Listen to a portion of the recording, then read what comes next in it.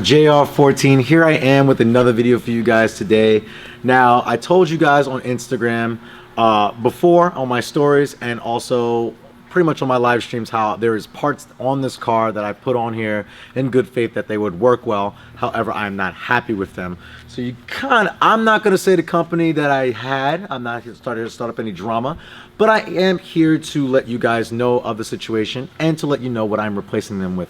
So we are here with Medic Magic Arrow Fab. We just installed Magic. We just installed. I'm busting myself in your video. Yeah, yes, that's very true.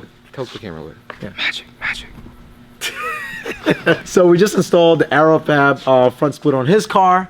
Looks great. He's got to clean the car though; it's really bad. But make sure to check that video out. Yes, check that video. Subscribe to my channel in the upper right-hand corner of the screen, and also make sure you subscribe to his channel. He does Mark 7 content as well. I didn't say that on mine. What? I'll voice it over or do something. Yay! There you go. But he invited me down. We did a bunch of cool things this weekend, and now we're about to just fix this because literally it ain't pop. Shout out to SuperPro. This is not a sponsored video. I actually paid for these because I was really annoyed of the old ones that are on my car currently, and yeah, pretty much dishing out them dollars. But this is content that you guys want to see. If you guys are doing Endlinks, I suggest that you just do SuperPro from the jump. A lot of people told me, no, don't buy those, buy SuperPros, and I didn't listen, and now I'm paying for it twice. So we're about to do this right now, and I have quick jacks. Ooh.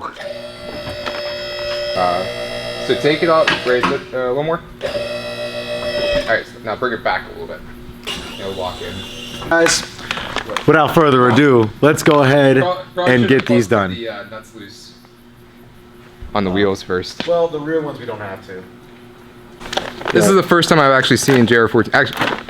Actually, that's a lie. I've seen him in action all day long. Just installed the front splitter on the car. Should have seen this guy chatting up. Exactly. Chatting up. Auto vlog. Yo, shout out to Autovlog. Dr. M3. Dr. M3. Cool guys. All the way here in Pittsburgh. About a 500-mile drive from me. Went to ECS Tuning as well. Check that video out. That was a crazy day. Shout out to ECS Tuning and James for giving me a great time. And definitely, it was definitely a blast. But also I'm having a great time with it. All these people here. So these are the rear end links. Oh, look at this. Instructions. Oh, I bet those are not as good as Aerofab instructions. You know, mark my words. No, yeah, Aerofab's really got it made when it comes down to I can tell by how that was folded in half and how crinkly this is. Yep. I mean, it wasn't a bag. No! You ripped your shirt. No, I didn't. Yes, you did. There's holes in it. Look. He went down hard on the gravel earlier. He was doing his daily sprints. And he fell. No. We were doing something, and I was running, and I stole the candy from the thing, and we were trying to make it look like I stole it, and I was actually going to eat it, and I ran in the gravel, and I was trying to slow down, because it was going way too fast in the gravel. He took his traction control off. And it went down badly. Release shock... What? Remove motor. Yeah, right. Release lower shock absorbable. Oh, to release tension on the control arm. All right. And then install new sway bar link to the vehicle, ensuring that they use manufacturer torque specs on all fasteners and re-torque shock. So these are pretty easy. You brought a torque wrench, right? Nope. I know you guys have one. Ah! Yeah, we're in the shop. Look at this fine garage here with all these fine automobiles. Ah, there you go. Right in front of me. Behind this toolbox. You mean the one all the way in the back. Got it. All right. Creep-a-creep. Ring-a-ling-a-ling. All right. Not putting the name of the Endlinks that I have in the car. White line. Oh god. Look over here. Oh no. It's him. Do not buy white line Endlinks. They are not manufactured right. He doesn't want to say it, but I'll say it because I have no affiliation with that white line. Well, so this is all on me. Either. Yeah, because they don't make good products. They cut the bolts out of them. Yeah, so literally the problem was when you put these in, they literally sit in the control arm like this. And this part goes into the sway bar. This bolt was too long and it actually went on top of the spring. So in actuality, I actually will put that clip in here. If you look at my install video for the H&R coilovers, you see that we take an angle grinder to each side to make them fit. I bet they didn't even put them on a Mark 7. They could have put it on a Golf. They could have put it on an All Track. They could have put it on a Tiguan. Slack. They could have, yeah. Stop cutting them slack. I'm just not the one that caused drama, but oh well. I'm just. That's his middle name. He's all about the drama. Yes. Perfect. So, as you guys can see up here, bear with me here. Right up here, you see how this is binding, which is a really, really bad thing. I'm sorry for the focus. There's not that much space in here to really show you. Actually, there is. I can go from this angle. So right there. So you guys can see how this is tilted sideways. That's supposed to be straight. That's not supposed to be tilted like that to the point where it's binding like that. Now, when I mean binding, I'm actually talking about. When I actually mean binding, I'm actually talking about the fact that literally anytime this car tilts a little bit, like let's say for instance, if you're coming out of driveway out of an angle and you don't want to scrape up your bumper or anything like that, you hear this loud pop. It's really bad, and it's all metallic against metallic. Like, it's bad. You hear it pop. He heard it. Like, you know, Tyler was in the car today. He loves the Mark 7. It was like this. It was like bah, bah, bah, bah! Well, probably my two. It sound. Remix that. Slow it down. Do it twice. Bro. Yeah. Bah, bah, bah! It's supposed to be to the point where it's about to break. And look, you can see that. Oh God. Okay. Oh, this is actually very comfortable. Okay. So you see that right up there. Oh, God damn it. This is how I do it by myself, gentlemen. Okay. So literally up there, you see how like it's folded in a little bit? It's not supposed to be like that. And literally this bolt was cut here, up there. I cut that bolt short so that, because it was hitting this spring on the top and it was sitting on top of the spring, which is not ideal. So this side is the same exact way. It's binding on this side too. So we're going to take all these off, and literally, I'm literally over it. I'm literally over it. Yeah, so pretty much, I'm not going to show you the full install video on that due to the fact that I'm going to put in the upper right hand corner of the screen. I installed the H&R 26 millimeter rear sway bar, and also it involves taking the Endlinks out and replacing them and putting them on a new sway bar. Click in the upper right hand corner of the screen. There's literally one bolt that goes right through the control arm, and there's one bolt that goes to the sway bar underneath the car. So we're gonna go ahead and swap that now. We're just gonna have some fun here at the garage vlog shop. All right, so guys, if I swipe left or right, this guy's really into it. Listen, they didn't help me at all. I'm just playing. They totally did. I just ripped this entire car apart. I'm over here trying to take a break, and he's trying to make me feel bad. I'm just here for moral support, honestly. I respect that. I respect that. Look at this. Anti-C is just. Not gonna focus on my hand, man. There we go. Wow, that really does look dirty on camera. Yeah, anti-C's all over my hands. I thank these guys honestly for all the help and support, because literally, again, they're not going to show the company on here, but literally these are rusted completely. Why we're not focusing? Here we go. See how rusted these are? These are after April. So I put these on my car mid-April, and this is what they look like. These are literally binding like crazy. They're crap. I'm not dealing with them. However, we got the nice stuff in here now. So I'm gonna roll underneath here real quick. Oh Lord! Just a matter of getting the right, you know, bolts and stuff. I mean in regards of the bolts, not the bolts. Come on, Jay. What am I talking about? The right sockets and stuff, making sure that everything is, you know, to get the tools to get everything in there properly. But we did that side, and we did that side as well. So if you guys can see that up there next to the H&R Street Performance coilovers. But yeah, so let me roll out of here. Okay guys, here it is, another day. We got Project Mark 7 in front of the house, and as you guys saw in the last clip, which was in PA at Medic Magic's place, Medic Magic's garage, we did the rear end links for the SuperPros. Now I wanted to go ahead and do the front ones, however the only real way to do it is if you put load on the suspension. I found a way. Shout out to my boy Navi. He actually found a way where you can do these, but it involves taking off a lot, but it shouldn't be too bad. We're going to be taking off the front bumper, also as well as the complete splash guards. This way that when we have the car on the ground, we're able to access the bolts right then and there. So next clip you see, we're going to go ahead and take the bumper off, and let's go. Okay.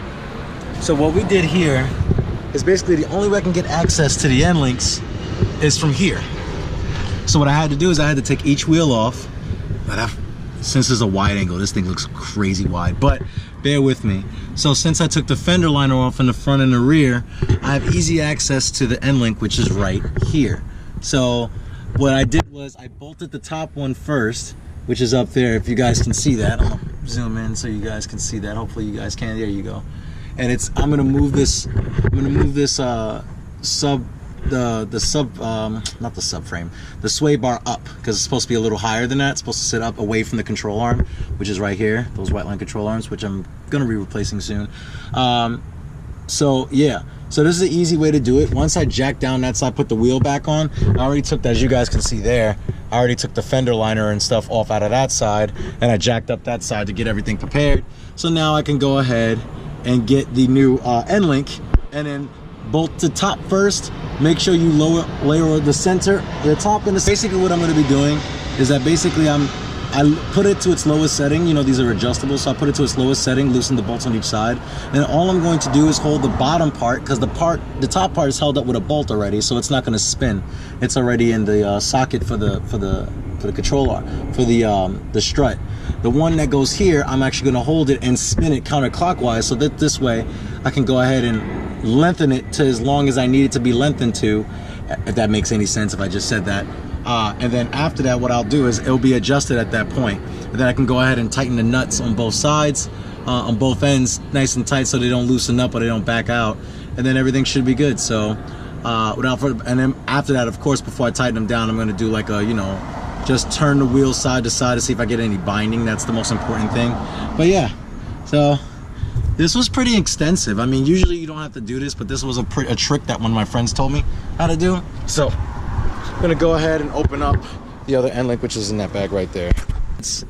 Now, when I did this before, this was very close, but as you can see now, it's not as close as you think.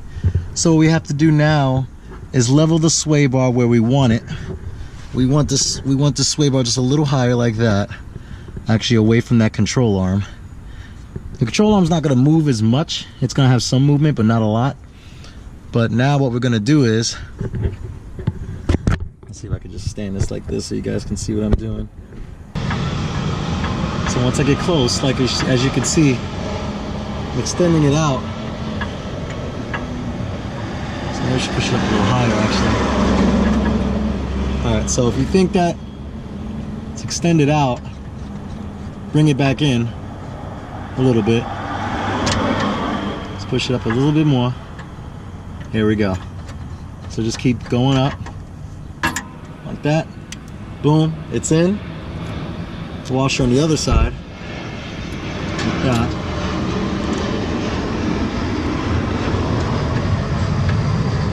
And then just tighten everything down. So that's that side, and that's pretty much it. So now you know this is the height that you want to be at.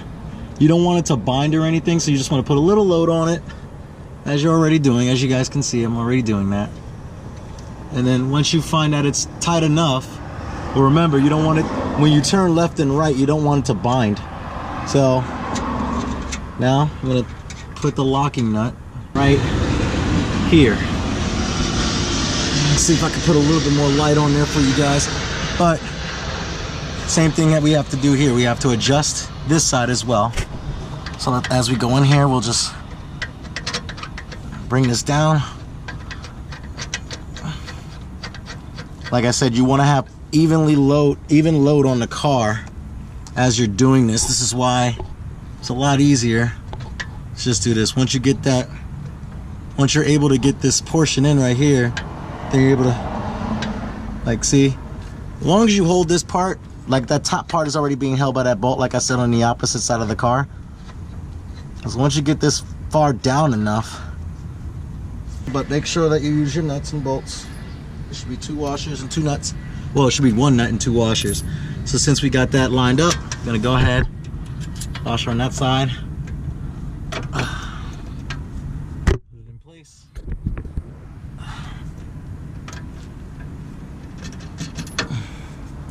Crap, you just went in, now you don't want to go in. Ah, the struggle is real.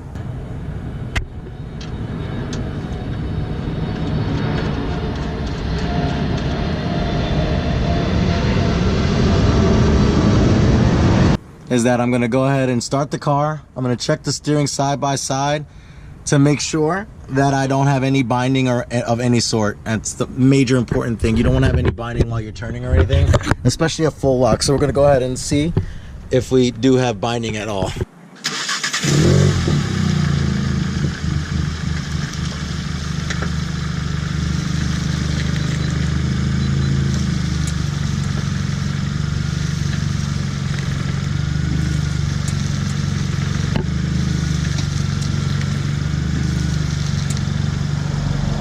Left, turn right.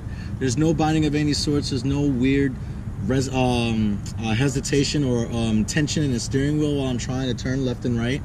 So our work here is done. So what I have to do now is take the wheels back off, tighten everything really tight down. This is with all the nuts and stuff, left and right side.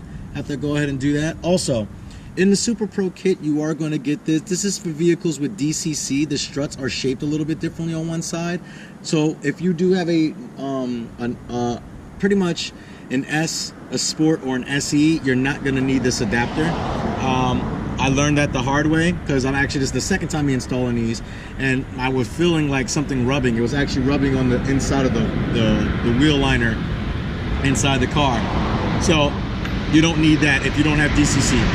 I like the way this is set up. So now all we have to do is make sure, jack the car up on each side, tighten them down, completely tight, make sure they're nice and tight. And then after that's said and done, we can go ahead and put the fender liners and stuff back on, and then this install will be done. So I'm not going to show you guys that really quickly because it's getting dark. I need to hurry up and finish this because it is getting late. But I want you guys to do 3 things for me. I'm going to close the video out here.